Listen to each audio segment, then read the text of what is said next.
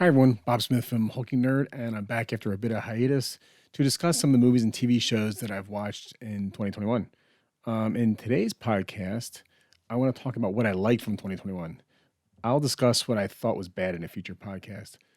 Today, though, I'll run through what I've seen and liked a lot, and in the order that it came out, and give it a grade which will appear just above my head. If anyone wants to see a podcast review on anything I discuss, please let me know in the comments. I'll do my best not to talk about any spoilers, but if I do, I'll warn you ahead of time. So the first one, Justice League Snyder Cut, debuted in last March on HBO Max. I thought this was a great movie. The original was a 4-hour long movie before Zack Snyder had to step away because of his daughter's death. So Warner Brothers brought in Joss Whedon, who had directed the Avengers movie, and made a bunch of changes to this movie, in which it finally hit theaters in the middle of last March. The movie did not do very well. It got both mixed reviews and a disappointing box office draw. So once word got out that there was a Snyder Cut, which was the original 4-hour movie before Whedon chopped it up, a lot of fans started to start a campaign to bring it to the big screen. Eventually, Warner Brothers moved forward with this, and Snyder was able to clean up and finish the original movie, and it was released to HBO Max. I thought, obviously, 4 hours is a bit long. I seriously liked this movie better than the original movie that Whedon came out with. This one flowed. The Snyder Cut flowed a lot better. Watching the Whedon film, you could see the scenes were choppy. You could tell he was rushed. The things just didn't make sense. Like all of a sudden, you'd see somebody who was like really upset for no reason. But when you saw the 4-hour Snyder Cut, you saw why people got upset. Or why people were having emotions. It made a lot more sense. The Snyder Cut definitely had a better interpretation of the storyline and included more action. It just made more sense to me. Okay, so the next movie came out. Came out at the end of last March on HBO Max, and that was Godzilla vs. Kong. It's basically what you expect from a good old-fashioned monster movie. I liked both monsters, and it was an interesting story. It allowed a great ending, and regardless which monster you liked, I thought it was a great ending. So at the beginning of last summer, Star Wars first cartoon came out on Disney Plus, and this was based on characters from a Clone Wars cartoon from a couple years ago, and this was called Star Wars: The Bad Batch. If you were a Star Wars fan, or if you are a Star Wars fan, and you have not yet watched Clone Wars, I highly recommend it. It's full of lore, and it'll definitely help you understand what's going on in this show, The Bad Batch, as well as what's going on in The Mandalorian and Boba Fett. Star Wars Bad Batch had great artwork, awesome lore, and connections to Star Wars past, including the prequel movies and some of the Clone Wars show. It's animated, so I expected more action, which it kind of dragged on a little bit. But what I thought was cool is that Omega, who was the young girl in The Bad Batch, is in the show, she's basically the second unaltered clone created by Jango Fett. The first was Alpha, who happens to be Boba Fett. So I'm hoping, and I'll definitely freak out if somehow she appears in the show Book of Boba Fett. That's on now. The next movie I saw was The Suicide Squad, which opened in theaters on August 5th. This movie was fun, very funny. The acting was awesome. It was 10 times better than the one that came out a couple years ago. Big welcome back to James Gunn. I thought he did a great job. And Stallone is hysterical as the shark. Definitely go see it. Next movie I'm going to discuss is Dune, and that premiered on HBO Max in October. I loved it. I was a fan of the original Dune movie, but I have since learned that the original movie did veer from the book. I did not know that because I haven't read the book yet. And this movie that came out, this newest version of Dune, corrects some of the original theatrical changes. So no points off for being different from the original movie. I thought this one had great acting. It had a great story. And I cannot wait for part 2, which is expected to come out next year in 2023. That's probably the only thing I didn't like about it, is that it kind of stops. And now I got to wait for the second half. Okay, the next one that came out was on Disney Plus, and it was Hawkeye. Hawkeye, who would have thought that the superhero with no superpowers would have the best show? Everyone was awesome in the show, from both Hawkeyes to the bad guys. Laughed a lot at the tracksuit mafia. There's a lot of comedy in this, a lot of action in this, a lot of appearances in this, and the fight scene at the end is awesome. It's probably one of the best fight scenes on Marvel. And to be honest with you, this is probably the best. This was definitely the best Marvel Disney Plus show by far. The next one is called The Expanse, and it's on Amazon.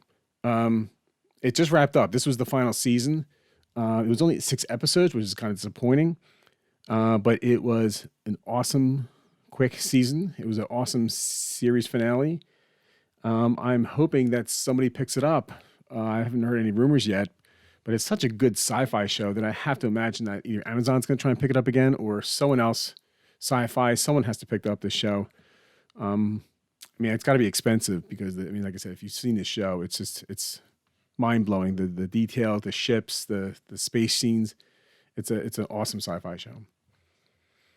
Okay, next one is, I'm sure everyone's seen, Spider-Man No Way Home. This movie was amazing, no pun intended. I won't give anything away, but for those who've seen it, the storyline, the action scenes, the cameos were all awesome. Which one's kind of right there. There was plenty of lore for those who are the big MCU fans. The villain actors are great. They're all the original. There was no wokeness at all in this movie. And to be honest, I think Ned and MJ both acted a lot better than they did in the previous Spider-Man movies. I'll definitely be watching this movie again. Okay, so the next one is The Witcher. This was definitely one of my favorite shows. This was on Netflix. Came out towards the end of 2021, December, right for my birthday. This was definitely one of my favorite shows. Henry Cavill and Freya Allen, who plays Ciri, she plays Ciri, are both badass in this show. You definitely got to watch this show. It's definitely more fantasy. It does tend to jump around to different time periods to try and help explain things, which it definitely did a bad job of that in series 1. This is season 2. But the story is awesome. The acting is awesome. The scenery, the special effects. One of the actresses, Jennifer, towards the end of the season does this crazy yell. And it's just makes your hair stand on your arm. I'm definitely watching this over again. FYI, you 100% cannot watch season 2 and understand anything without watching season 1. So you definitely should see season 1 first, but definitely try and watch it. If you're looking for something to watch and you're into fantasy, this is an awesome show to watch. All right, so the next one that's on my list is Boba Fett, and that's on right now. Definitely spoilers. If you haven't started watching this yet, jump ahead a little bit in this video. I do cover some stuff that's kind of, some of the images will actually show up. It will be sort of spoilery, not really. 5 out of 7 episodes so far has premiered as of today, and so far the show's been awesome. It definitely A+. It's got the same directors as The Mandalorian did, from Robert Rodriguez to Bryce Dallas Howard, and she just did my favorite. The most recent episode was episode 5. Just blew my mind. It was awesome, and that was Bryce Dallas Howard directing. The storyline, in the first couple episodes, the storyline did drag a lot of bit. It's doing a lot of backstory, trying to explain Boba Fett, and it's so there's the main story going on, and then you see this backstory going on. The backstory seems to be taking up more time than the actual story of the movie or the show, which we're up at the 5th episode, so we don't have much time left. I'm hoping it carries over into Mandalorian season 3. But the lore is awesome in this show. Black Chrysanthemum, BD1. There's every episode seems like you'll see something that reminds you of something you've seen in the prequels or in some other Star Wars show. It's very fun to watch. As far as I'm concerned, and to many others as well. Like I said, episode 5, which just came out, was the best episode of Boba Fett so far, and I can't wait to see the last 2. There have been rumors that either Han Solo maybe show up, or Chewbacca may make an appearance in the show.